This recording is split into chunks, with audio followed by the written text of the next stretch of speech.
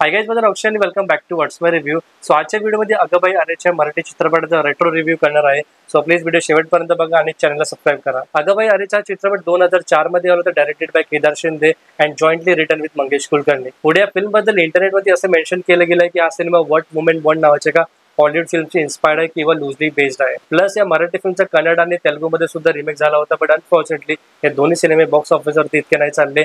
Plus Marathi वर्जनच्या लेवलला सुद्धा पोहोचू नाही शकले. अराउंड 2.5 तासाची फिल्म जी कधी सुरू झाली आणि कधी संपली तुम्हाला कळणार सुद्धा नाही.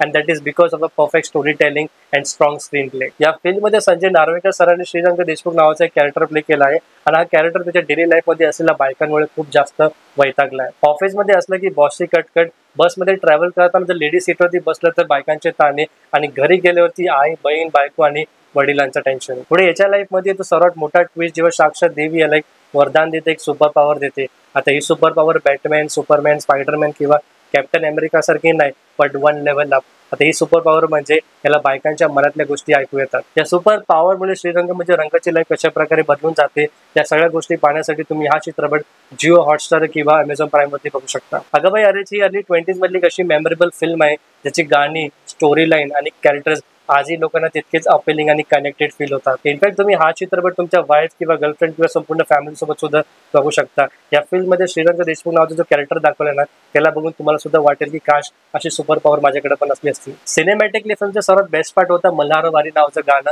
या गाण्याची सुरुवात होते का बस सिक्वेन्स पासून आणि हे गाणं एंड होतं मंदिरामध्ये, आणि शाहीर साबळे आणि अजय गोगल यांनी गाणं गायलं आहे. And what a beautiful composition and presentation by Kedar Shinde. Specially जत्रा सिक्वेन्स सिक्वेन्स बघून आजही तितकेच गूजबम्स येतात. नेक्स्ट या फिल्मचा interval block sequence plus Sana Shinde यांचा काकावाला सीन, जिथे ते म्हणते की तो काका मी तर माझ्या मनात बोलले, तुम्हाला कसं कळलं, असं काहीतरी म्हणते ती. But one of the cutest scene. Actually या फिल्ममध्ये असे बरेच कलाकार होते ज्यांनी सपोर्टिंग कॅरेक्टर्स प्ले केले होते, आणि सगळे कलाकार आज खूप वेल नोन आहे. प्लस रसिका जोशी यांनी टॅक्सी ड्रायव्हरचा कॅरेक्टर प्ले केला होता. खूप मजा आली त्यांची कॉमेडी बघताना. या पर्टिक्युलर फिल्मच्या डायरेक्शन मध्ये केदार शिंदे सोबत अंकुश चौधरी सुद्धा डीपली इन्व्हॉल्ड होते. प्लस छायाचित्र आणि कोरिओग्राफीमध्ये सुद्धा अंकुश चौधरी यांचा कॉन्ट्रीब्युशन आहे. या फिल्ममध्ये संजय नार्वेकर सरांनी श्रीरंग देशमुख किंवा रंगा नावाचा कॅरेक्टर प्ले केला होता, आणि was completely entertaining throughout the film.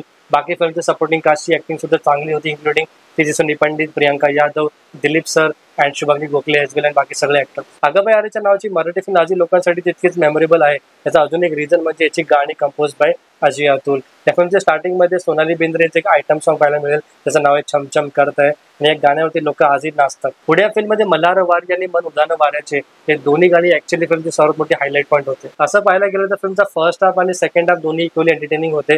पण क्लायमॅक्स मध्ये ज्या प्रकारे फिल्मला क्लिफ हँगर मुवमेंट वरती एंड केलं होतं, आय थिंक फिल्मची स्टोरीला तिथेच कंटिन्यू करायला हवं होतं सेकंड पार्टसाठी, instead of coming with a new story line, जी की चालली नाही. बाकी या चित्रपटाला व्हॉट्स माय रिव्ह्यू तर्फे 100 out of 100 स्टार.